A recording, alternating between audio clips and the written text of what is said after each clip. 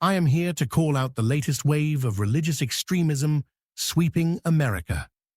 This form of extremism is loosely based on the ethics of the Christian tradition, but bears very little resemblance to the former. What I am referring to is the principles and practices of modern left-wing America. Let me explain. It can be said that a religious movement borrows much of its ethics from the religion that preceded it. Judaism borrowed from Zoroastrianism. John the Baptist borrowed from Judaism. Christianity borrowed from John the Baptist.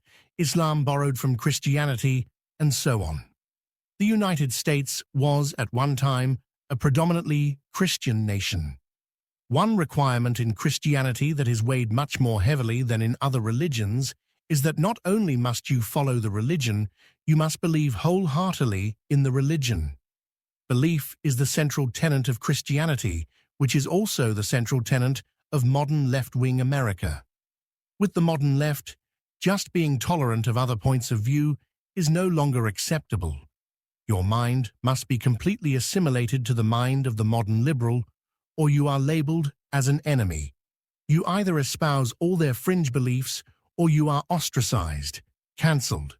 Studies show that the vast majority of people who prescribe to the doctrine of the left will even refuse to work alongside someone who believes in a different viewpoint.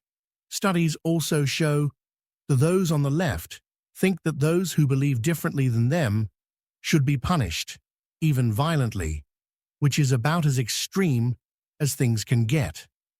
The targeting of people who do not believe the same as you do is, in my opinion, a form of religious extremism. At what point are you going to stand up for reason and say, enough is enough? This wave of extremism is only to rear its head in more absurd forms and become even more ingrained in the fabric of our society as time goes on.